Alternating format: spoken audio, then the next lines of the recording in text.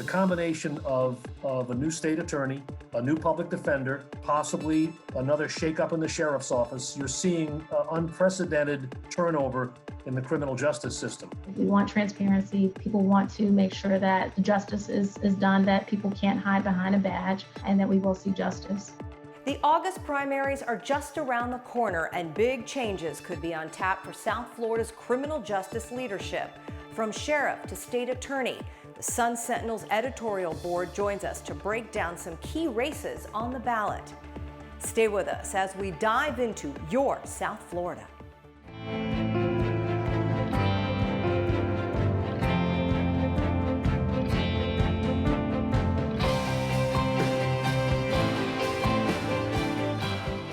Hi, I'm Pam Gigante. Welcome to Your South Florida. Thanks so much for joining us.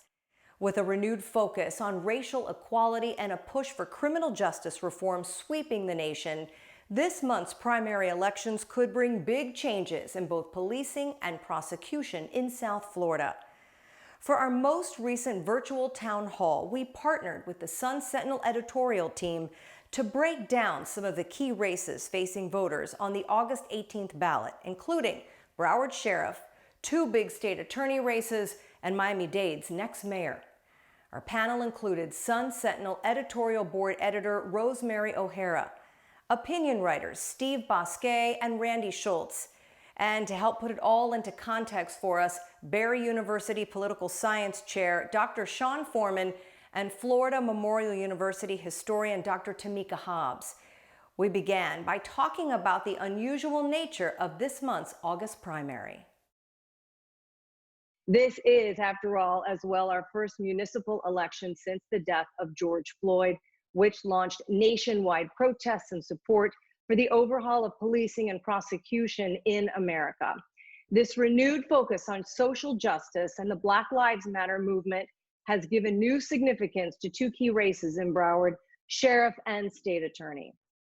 All right, before we take a look at the candidates, let's talk a little bit about the intersection of that climate and this election. Rosemary, I want to start with you. When you interviewed all of these candidates, you looked at their questionnaires, you got to speak with them before you all made your endorsements. What did you discover in your reporting?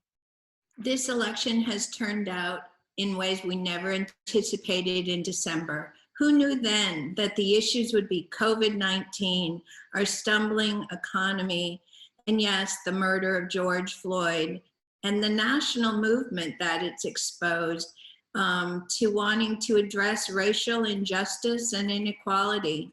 Throughout our interviews with the candidates, we asked them, what did you hear in these protests? And what we heard back is that from Congress to the Florida legislature to county commission to school board, candidates see themselves playing a role in changing laws, in changing curriculum, in changing attitudes to finally address an issue, long overdue in reaching the national stage. Absolutely. And so what we want to do right now is let's get into that Broward Sheriff's race. First, a quick look right now at the position of sheriff itself.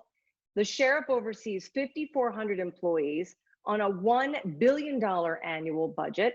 The Broward Sheriff serves a 4-year term covering a county of almost 2 million residents, in addition to the airport and Port Everglades. The Sun Sentinel was able to interview 4 of the 6 candidates for sheriff. Sheriff Gregory Tony, the governor-appointed incumbent, declined to participate in those interviews. But right now, here's former Sheriff Scott Israel telling the paper's editorial board why he thinks Broward voters will choose him again, despite his removal from office by the governor for his handling of the Parkland school shooting. Take a listen. I've been there for the community. I'm real. This community knows who I am. They know me. They know what Scott Israel is. They know I've been to temples and churches and mosques, and just, I've been the most available, attentive, and visible sheriff. And I think that's recognized. And I think that's why this community, as I've had their back, they will have my back. And I think that's why I'll get reelected.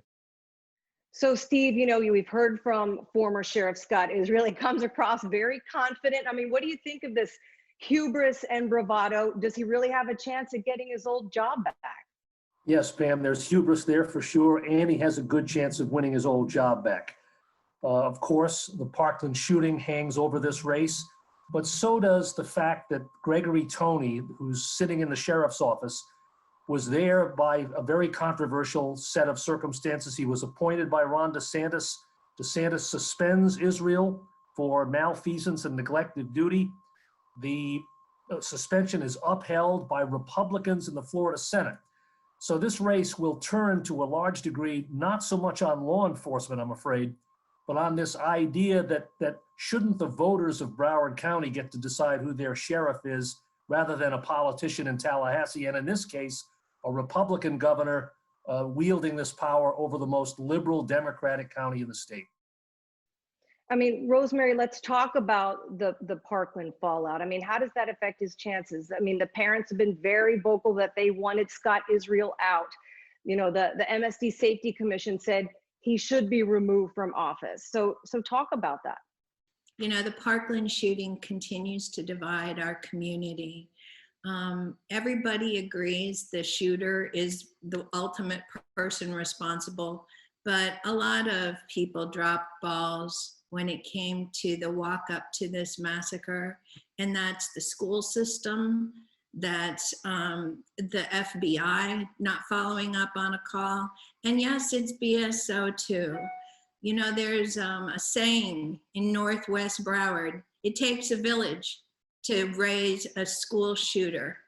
And the people in Parkland want people held accountable for what went wrong and really haven't gotten satisfaction. But elsewhere in Broward, there's been a little pushback on the Parkland call for change, especially among Broward's Black political leaders. And they are, as Steve said, you know, unhappy that a Republican governor, some call him Trump's favorite governor, removed a Democratic sheriff who they believe you know, stood up for their values. He is against, or he is for civil citations. He required body cameras. He required deputies to wear non-lethal tools on their belt, like a baton or a taser. He helped end the school to prison pipeline, or was working with them on that. So there is this political divide between Northwest Broward and the Black, and large numbers of the Black community. And really, I think in our community, there's just unsatisfaction, really, I think, with the choices we face in this election. Yeah. Well, let's talk about some of the other candidates. I mean, there are other candidates in this race for sheriff, even though folks don't hear that much about them. Next up, we're going to hear from candidate Al Pollock. He told the editorial board that for him, it's about experience and leadership, something he believes that rival Gregory Tony doesn't have. Take a listen. He didn't earn the right to be sheriff. He wasn't voted in. He was handed a gift where he retired as a sergeant. I'm sorry, he didn't retire. He left as a sergeant and said he didn't want to be involved in law enforcement anymore. Moved to South Carolina, was handpicked, was given a gift, and he failed. All right, so let's talk about that comment that he made about Gregory Tony. And Rosemary, let's go back to that. I mean, Tony was put into place by Governor Ron DeSantis. It was a move that a lot of people applauded. He was supposed to right that ship, as you were mentioning, after Parkland.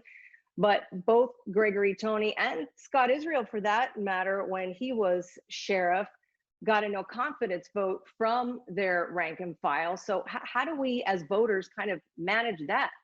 You know, it was something I've never seen before. After Parkland, the deputies union did take a vote of no confidence in Sheriff Israel, supposedly because of the department's performance at Parkland. But in truth, the real issues between the union and the sheriff had to do with a pay raise. And he was wanting to give the deputies the detention in the jail more money than the road patrol, and they wanted the same amount of money. And they were unhappy with the requirement that they have to wear a non-lethal tool on their belt. So Parkland kind of gave them leverage to say, give us this, or we'll take a no confidence vote. And that's in the end what they did. And similarly, now comes the same union having taken a no confidence vote in Sheriff Tony. And it happened because he began doing something about deputies who were overusing force in taking down people. I mean, he really has made that part of his central to his campaign, that he's doing something about these rogue officers. Well, they say he's violating their due process, and they might be right on some of that. But in the end, what I'm told is that a large number of deputies are registered Republicans, and this is a Democratic primary. So whether their vote, I don't know that their vote will sway the outcome.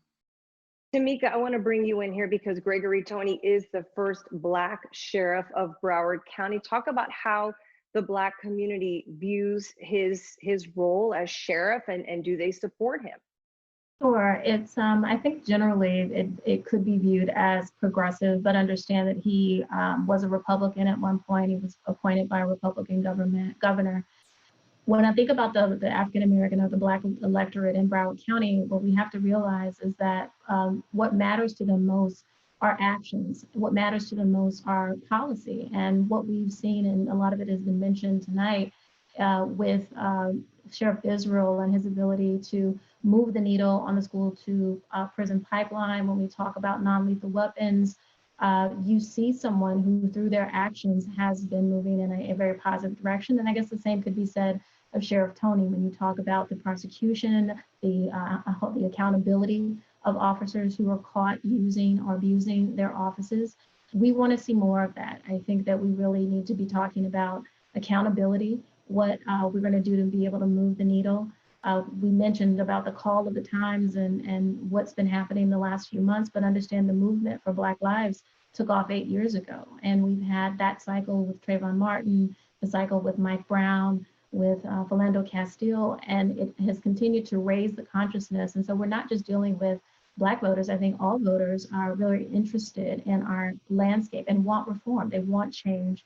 They want us to begin to interrogate what happens with the funding, the $1 billion. I think that there is a call to be more creative with how we use that funding, that we can have mental health professionals come to calls for 911 dealing with those types of crises. I believe that we have the ability to do a lot of that. Pam, if I could jump in here, I would just say, I think this is a problem having to vote for sheriff. And everywhere else in Florida they do. We haven't in Miami-Dade, but we're going to have to do this in 2024. I say it's a problem because it makes these folks politicians, and they have to run a campaign, they have to raise money, and they have to make promises. I'm not sure we want that from sheriff candidates. When I heard Tony was a Republican, I wondered why he switched. He should have stuck in the Republican primary for reasons that have come out here. And secondly, Scott Israel, this is his fourth run for sheriff. He lost one, two, fourth. He has a lot of political capital, a lot of supporters, and that's what matters in an election. Yeah, and it boils down, Sean, to money. We're going to move on because I want to hear from another candidate, Andrew Smalling, and he basically says, without big money behind your campaign, it's hard to get your name out there. Listen to what he has to say. I remember when the first articles came out about the sheriff's candidates, and it was in your paper, they listed it as these are the top 3 money raisers, So if you're not a top 3 money raiser, then you don't get any mention, regardless of your qualifications. Steve, go ahead. Why don't you comment kind of on what Mr. Smalling is saying about having to have this large kitty in order to run, and kind of like what Sean was just saying about politicizing this whole vote for the top cop. Andrew Smalling is right. There's too much of a focus and an obsession with money. But having said that, and it's a regrettable fact of life in politics, but having said that, you have to remember that Broward County is bigger than about 13 states. And this is a small turnout election. Let's talk about the numbers just for a second. There are about 600,000 Democrats in Broward County. They're saying the turnout's going to be about 25%. Okay, that's about 150,000 Democratic voters picking the next sheriff of Broward County. That's less than 10% of the county's population. So the burden falls heavily on these candidates and their operatives to target and find who's going to be voting in this election. And it's also worth pointing out, that almost half the Democrats in Broward, half, now self-identify as Black. So the minority community's vote, if they turn out, is pivotal in this election.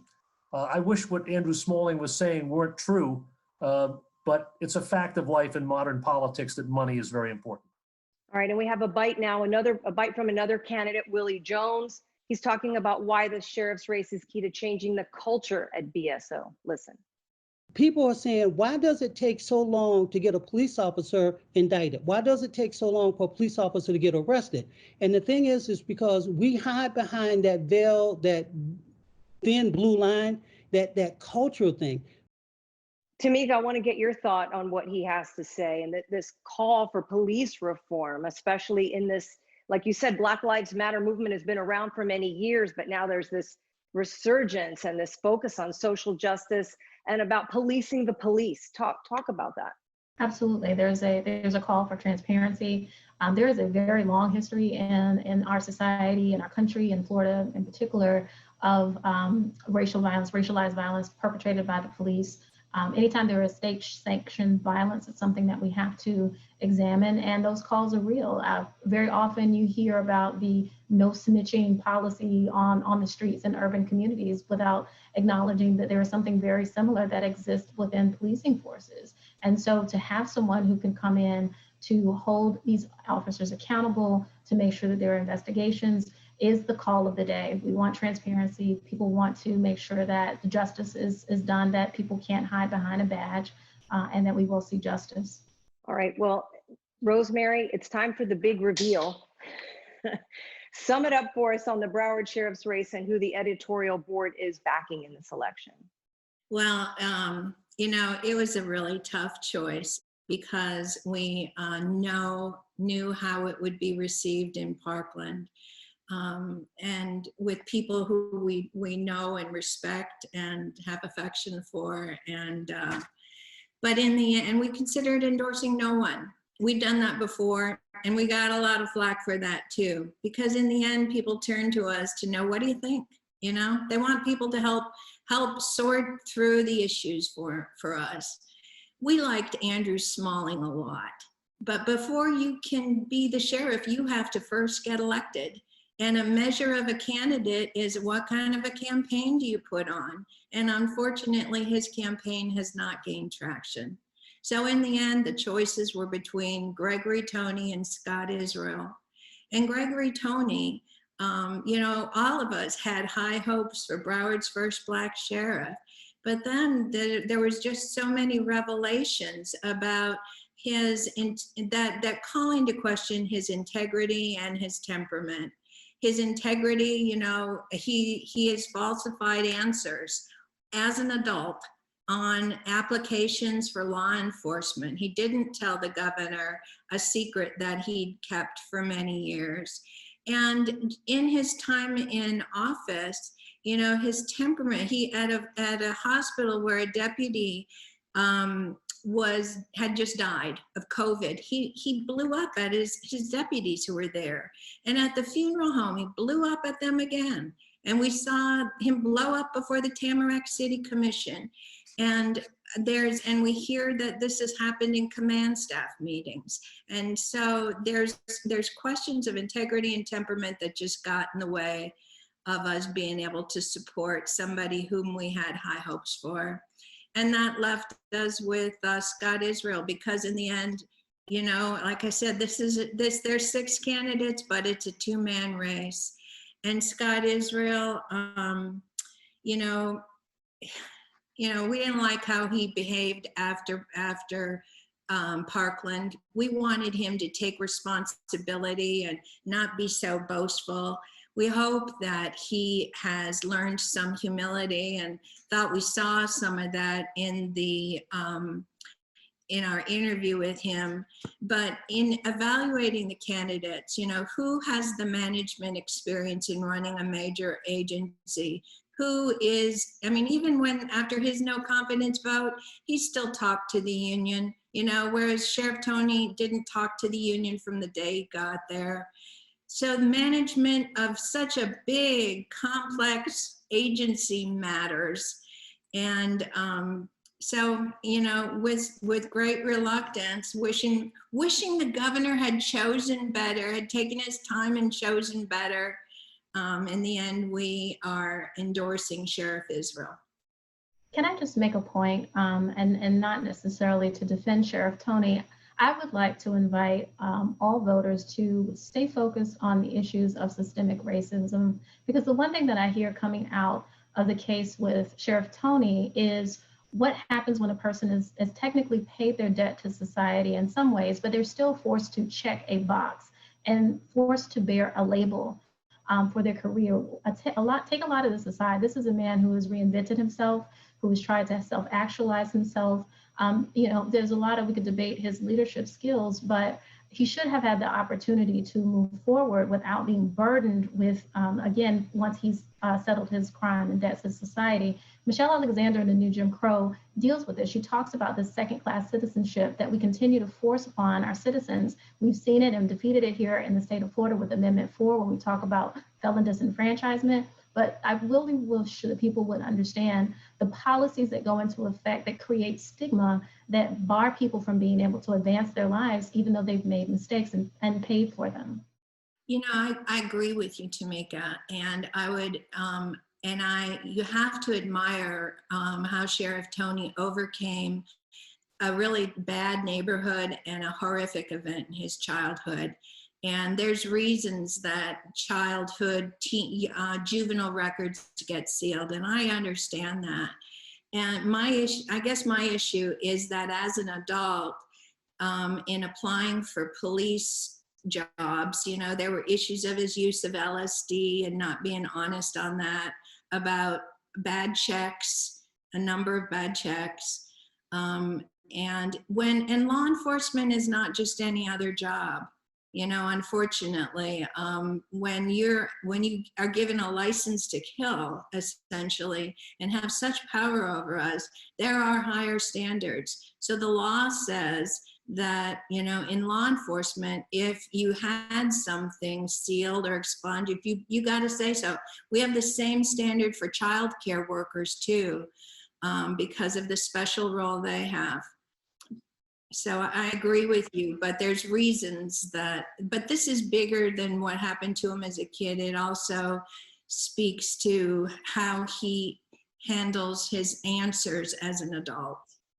Randy, I want to bring you in. We're going to move from Broward up to Palm Beach. Let's talk about Sheriff Rick Bradshaw. He's seeking his 5th term, despite a lot of talk about his role while he was in office that he played during the whole Jeffrey Epstein case and Epstein's generous work release program while he was in the Palm Beach County Jail. How do you see all of this affecting his chances in this election? It will affect his chances not one bit. He is firmly entrenched. The depth of that support he's got shows in the fact that he doesn't have a serious contender. He really hasn't had a serious contender since his first run. He has raised about 5 or 6 times more than all of his opponents combined. And that has enabled him to basically dismiss all of the coverage of Epstein, showing that he was treated with great deference by deputies, pretty much allowed to go to his office when he wants. Sheriff Bradshaw has said he has since eliminated the work release program that allowed this to happen. But in the interview with the Sentinel, he just pretty much said, this is no big deal, nothing to look at here, folks, move along, move along. He has, in terms of his execution of the job, he has been a reformer in some areas. He's instituted mental health teams, which is quite progressive. In other areas, he's, very, very blasé about body cameras, very blasé about civil citations. And, and I think that to get real change, and the Palm Beach County Sheriff's Office will take when Rick Bradshaw decides to leave, and then there'll be the scramble that you're seeing in the Broward Sheriff's Office now, but not this year.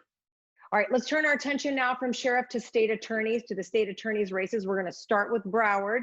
The state attorney's job covers a lot of ground, as you well know, including things like defending all suits, criminal or civil, on behalf of the state of Florida, reviewing arrests for violations of state law, and relies on law enforcement for preparation of arrest reports and securing evidence. All right, Steve, one of the reasons this election is so important is that this is going to be the first new state attorney in Broward in 44 years. Mike Satz is retiring. Talk about the implications of such a big change at the helm. Sure. Well, the implications are massive because Mike Satz has been there so long. All the candidates in this race have mentioned this as an issue. They feel he's been there too long. He's elected in 1976. I moved to Fort Lauderdale in 1981. Satz was already in office for 5 years then. He'd already been reelected. Broward was a very, very different place back then.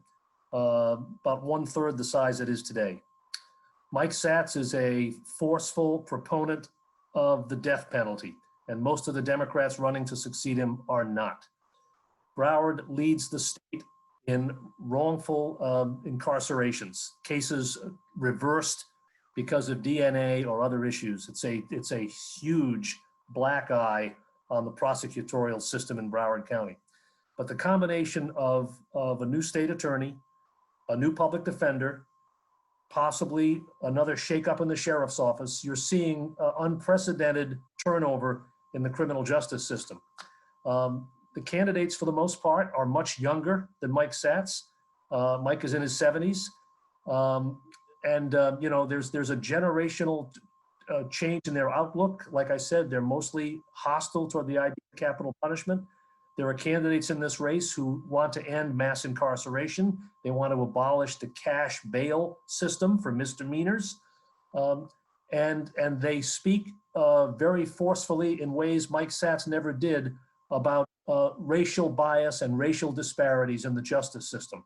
So my last point is going to be, there's going to be a new state attorney, but there are 8 Democrats in this race, which is amazing, which means that the winner is going to get a very, very slim, narrow mandate. Most of the people who vote in this race are not going to vote for the person who wins.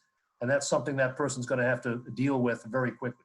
Yeah, and Tameka, jump in here and talk about how and what an incredible opportunity this is for voters who are looking for criminal justice reform.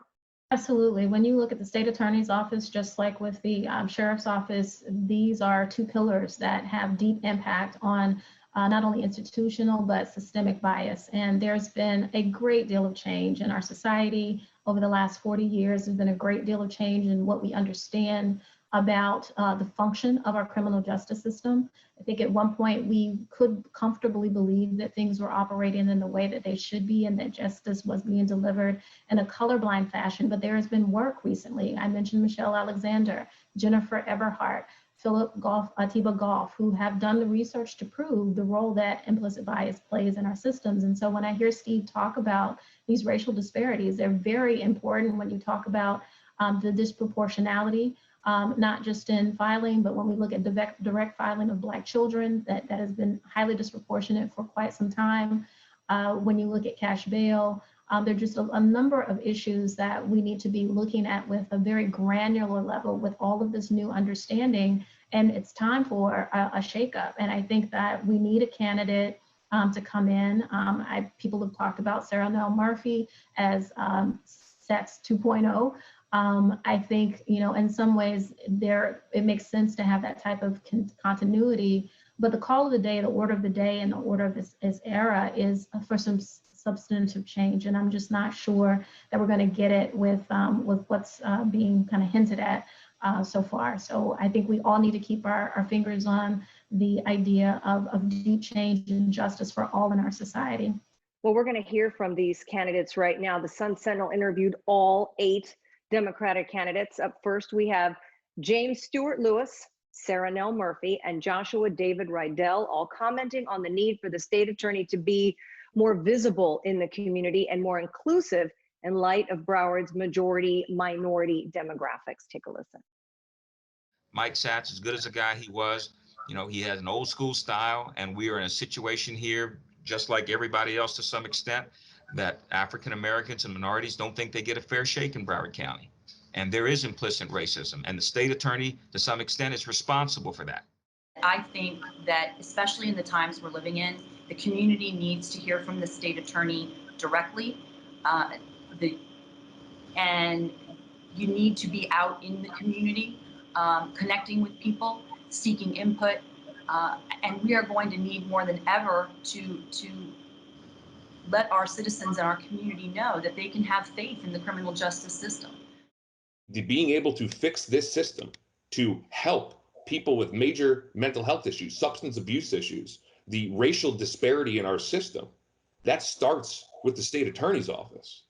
To help our community grow starts with a state attorney that can build consensus and finally get prongs of government that have never willingly spoke to each other to come to a table and move forward in a positive way.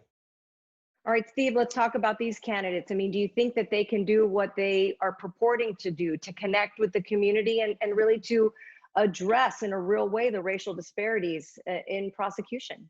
There's going to be a lot of pressure to do that because of what's happening in the country. In this first group of three here, I mean, Jim Lewis has been a trial lawyer most of his career and has been a fixture in the Broward courts. Sarah Nell Murphy, again, is one of Mike Satz's top career assistants. And Josh Rydell is one of, if not the youngest candidate in this race. And he was one of the most outspoken ones in raising concerns about the death penalty.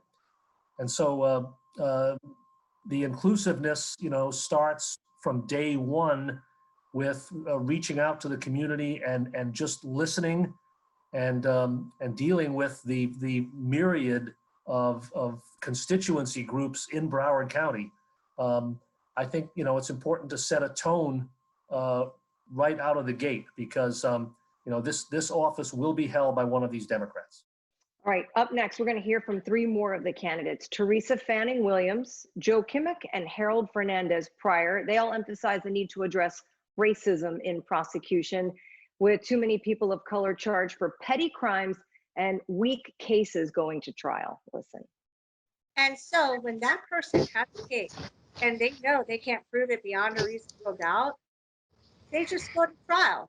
You know why? Because they don't think of the person on the other side as a human being. And so gambling with that person's life, that means nothing to them.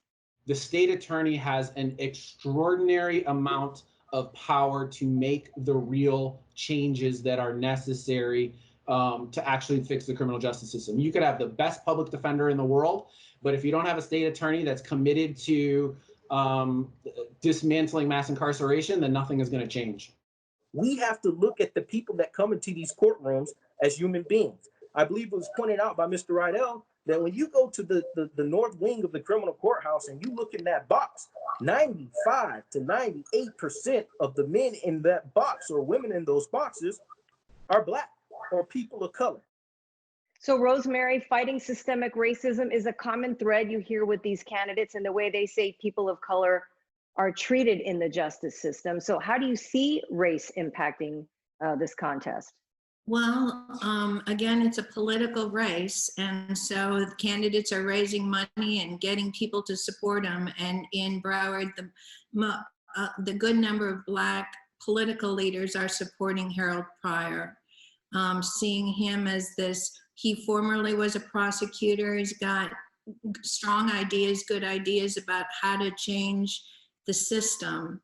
It's undeniable. They all say, as he said, that you go to the courthouse and it's pretty obvious, that there are a lot more people of color there than people who look like me. Over the years, we've seen in Broward, and we're not going to get to talk too much about the public defender's race, but a person in these kinds of positions can change the system. Howard Finkelstein was brazen heck about bicycling while Black. Numbers of Blacks arrested because they didn't have a license on their bike. Walking while Black. Blacks arrested because for jaywalking, driving while Black.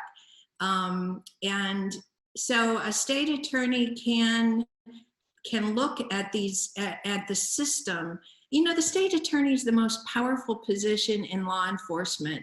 Police arrest, but it's up to the state attorney to decide whether they're going to take charge. It's up to the state attorney to decide if they're going to accept a plea deal.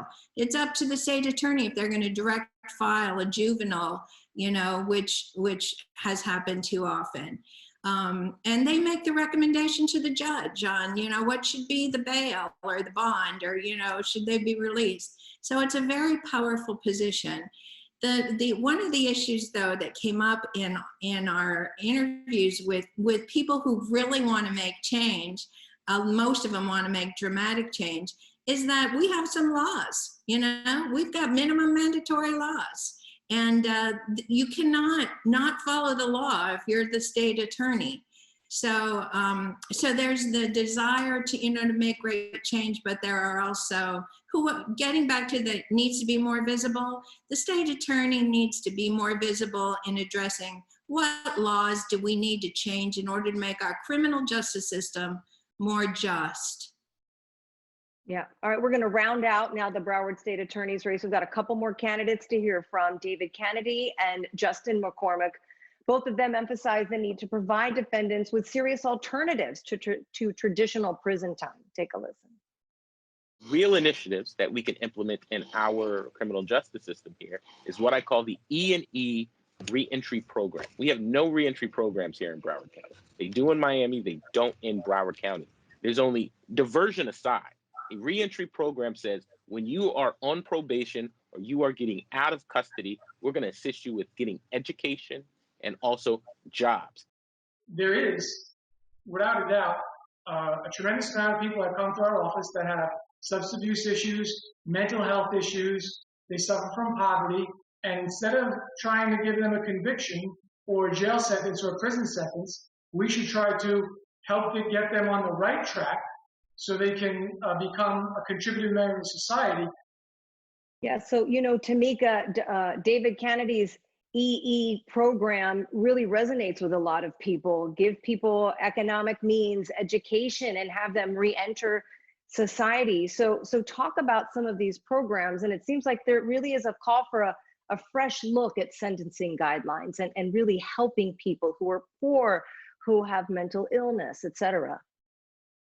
Absolutely. I think the policy recommendations that he is making are well worth looking at.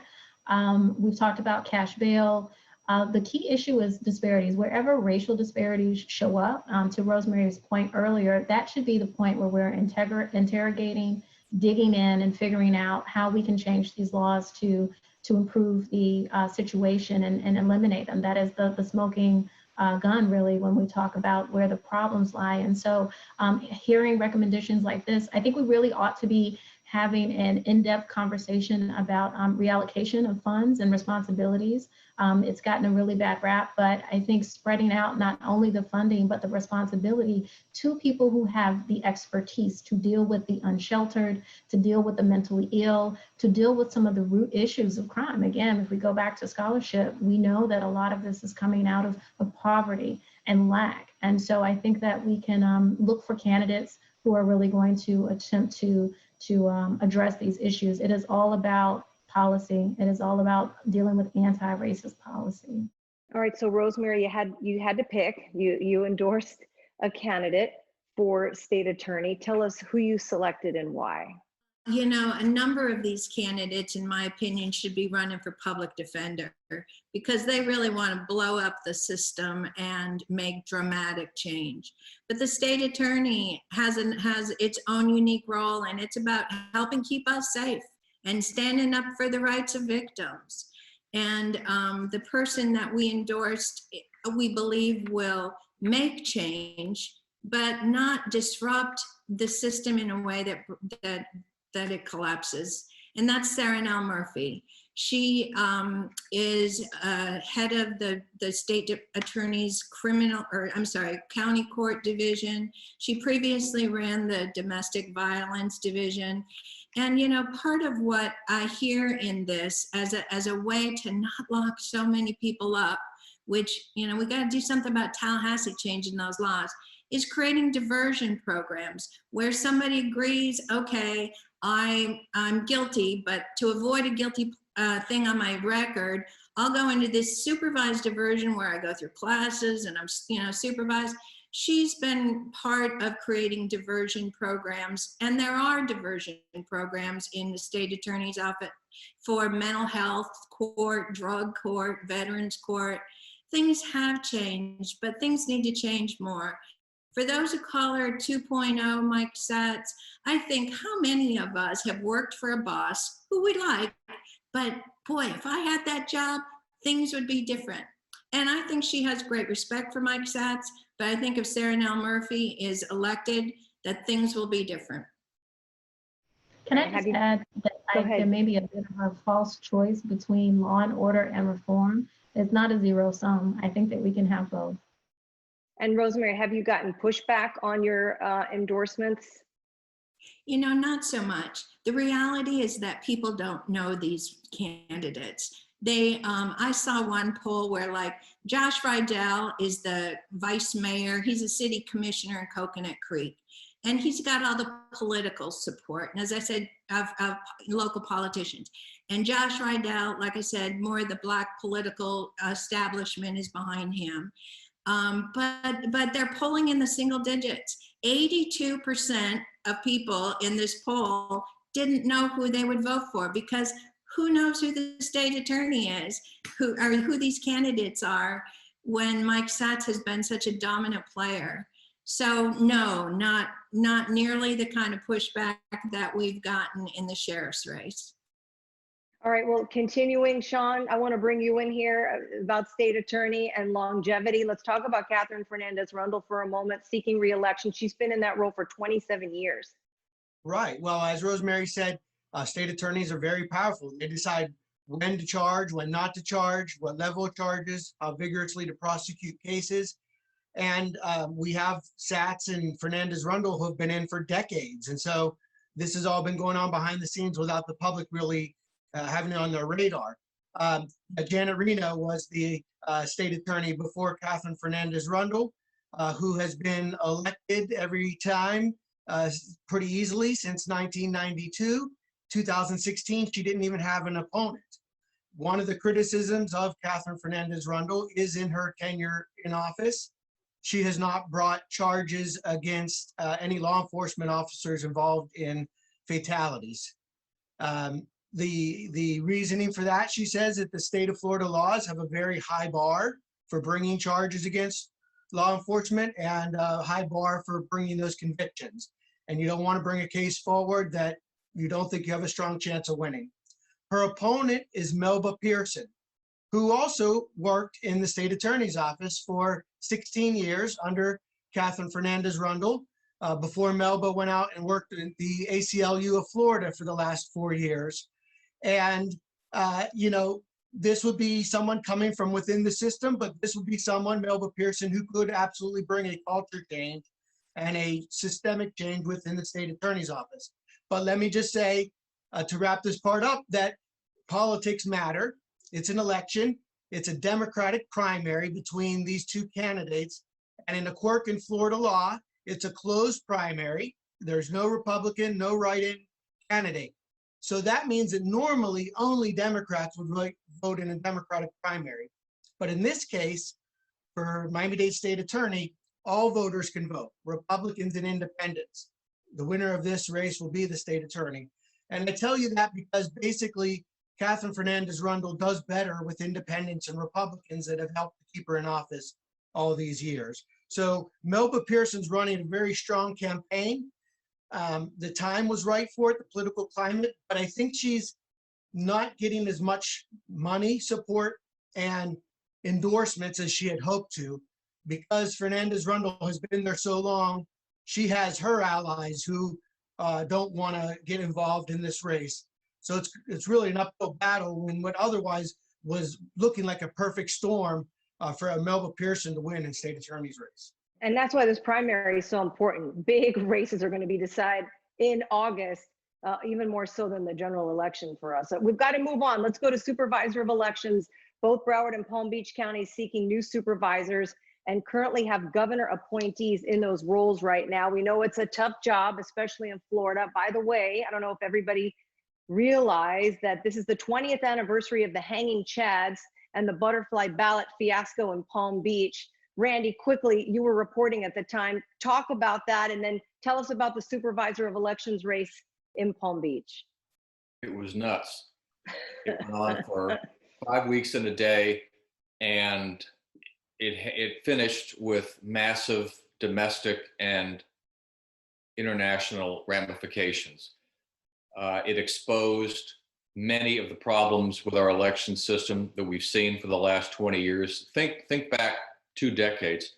There was no early voting, very few absentee ballots, and we used punch cards. 20 years later, this is, I believe, the 5th system of voting that Palm Beach County is going to be using. And probably people are worried because it's a first-time supervisor with a general election, although Wendy Link seems to have thrown herself into the job and acquired a level of competence that maybe even some of her predecessors who have been elected did not have. But it is still new machines, new supervisor, COVID. What could go wrong? Exactly. All right. Well, then let's also talk about the supervisor of elections race in Broward County. Steve, why don't you talk about that for us? Sure. Again, it's controversial because for the last 18 months, the supervisor has been a political appointee of former Governor Rick Scott. The former supervisor, Brenda Snipes, had a lot of problems, had a difficult recount after the 2018 election, actually had to recount, as you remember, had to recount 3 statewide elections. Brenda Snipes is gone. Pete Antonacci is acting as a caretaker supervisor. And there are 6 Democrats running to succeed Antonacci and to give Broward again an elected supervisor of elections. None of these candidates is especially well known. The former Democratic Party chair, Mitch Caesar, is one of the candidates that hardcore primary voters are going to recognize that name. So, and as we've written in the Sun Sentinel, you know, these races are too important to be decided by name recognition alone. There's an awful lot for voters to sift through in this primary. We did make, you know, an outside the box endorsement in this race that I'll let Rosemary talk about. But again, it's another case of generational change in Broward County. And there's going to be a real need for what's been lacking in Broward is a real commitment to attention to detail and somebody who's a real technological wizard. We think we might have found that person. All right. So without further ado, Rosemary, tell us, who did you pick? Well, you know, so the race has, sometimes these kind of races attract politicians who've been term limited in other jobs, and they're looking for a landing spot, thinking, oh, it's not that hard of a job, you know, it's only 2 races every 2 years, something like that.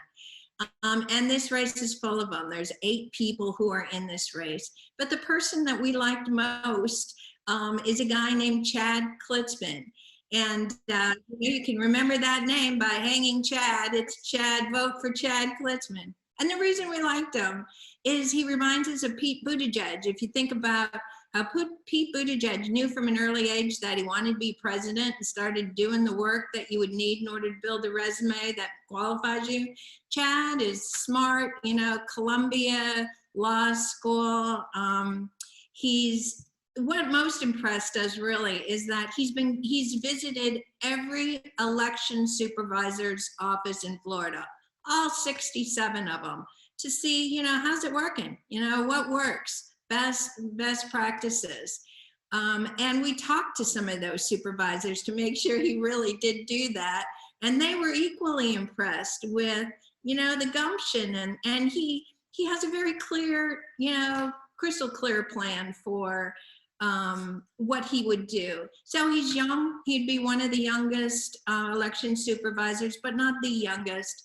But he, you know, he grew up to be this, and this is his chance. And I think Broward needs a non-political, I mean, it's a political race, but I think he's a great choice.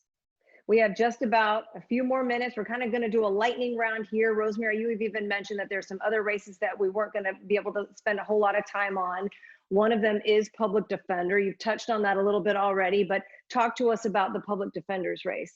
One of the other races that I'm going to be watching, I mean, all of them, you know, judges, school board, county commission, legislature, Congress. But the other one, that's the big one in Broward, is public defender. Howard Finkelstein is exiting the stage after about 40 years there. Help Me Howard has been untouchable at the ballot box. And he has a number 2 in the public defender's office who has done the work, who has helped create the diversion programs, who understands the changes that are needed in our criminal justice system to address the injustice and inequality that we see all around us, and that is Gordon Weeks. We're proud to endorse Gordon. He's running against a former judge who's about 70, as I recall. Great judge. You know, I can't say, you know, all of the candidates are good in this race. It's just that there's one candidate who rises above the rest, who's best prepared to bring about the change we all want to see, and that's Gordon Weeks. All right, Steve, chime in about clerk of courts, if you will. Yes. Now, yeah, you say it's, you know, it's an obscure race, clerk of the court. But if you sue or get sued, if you're called for jury duty, if you pay a traffic ticket, you're going to have to deal with the clerk of the courts in Broward County. And easily the most controversial person on the ballot is the clerk of courts, Brenda Foreman, who is running for re-election. She was elected 4 years ago. She's, of course, the former wife of Howard Foreman, who was an institutional figure in office for like 40 years. And Brenda Foreman has 2 opponents. They're both judges, retired judges Paul Backman and Mark Spicer. Again, from what we're hearing on the street, this race is wide open. It's Brenda Foreman's to lose because she's an incumbent. She's African-American. The 2 judges are both white. Brenda Foreman has been playing the race card in this race, calling herself the most hated woman of color in Broward. That's very unfortunate. There's major questions about her competence and the way she's run the clerk of courts system. So, you know, getting a new state attorney, getting a new public defender, maybe a new sheriff. The clerk is this glue that's sort of administratively the backbone that holds the whole criminal justice system together. So it's a very important decision for voters. Randy, school board races in Palm Beach. Tell us about those. Pam, I think in this election, Palm Beach County is most definitely the undercard to Broward. There just isn't anything to compare with the seismic nature of Broward's election. But I think it's worth noting that over the last month, fully reopening schools has become the mask issue, if you will, of this in terms of politicization. And the school board chairman, a man named Frank Barbieri, is running for a re-election in the primary. He is a Democrat, and the vitriol that he and some of the other incumbents have been getting as they have been hesitant to send students back on campus is just astonishing. He got one voicemail with someone calling him a demo Nazi. So I think that all through November, as these school board members grapple with these incredible questions that affect so many people, that's something that won't get as much attention as any of the national stuff. It's going to matter a lot locally. Sean, we got to bring you in here and talk about what's happening in Miami-Dade County. Of course, the big race is for county mayor. 3 county commission seats up for grabs as well. But let's talk about this mayoral race. Alex Pinellas coming back, and we have. Yeah, how about he was the first strong mayor. Took some time off. Now he's back. There are 7 candidates. Really, there are 4 main ones. As you said, Alex Pinellas, a former mayor, and 3 sitting commissioners: Steve Bovo, Xavier Suarez, and Daniela Levine Cava. And while Miami-Dade mayor would be a big race to begin with, it's even more so now with the response to COVID and the criticisms of the current mayor Jimenez and the lack of coordination with the cities. So right now, Pinellas is the front runner because he's raised the most money. He had connections from his former time in office. It looks like it's going to be a race for who's in second to make a runoff. If nobody gets 50% in August, the top two would go to a runoff in November. All right, and then we mentioned the county commission race. District 1 is a big one. This, and I want to bring Tameka in on this. This pits Miami Gardens Mayor Oliver Gilbert against Sabrina Fulton. She's Trayvon Martin's mother. How's that race shaping up? Yes, well, they've both been friends of our campus at Florida Memorial University, which is located in Miami Gardens and is a part of that district. But as you said, Sabrina Fulton is a bit of a celebrity for all the wrong reasons. She has a national visibility.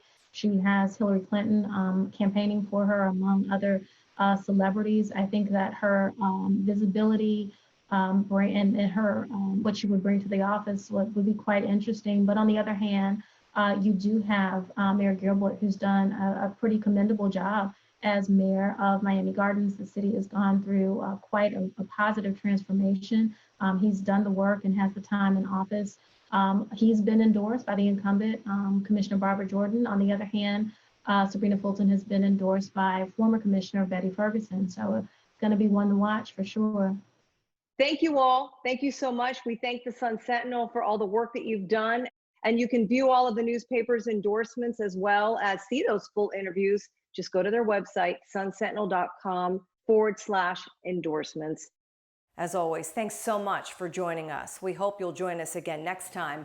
Until then, stay safe and healthy, and thanks for watching.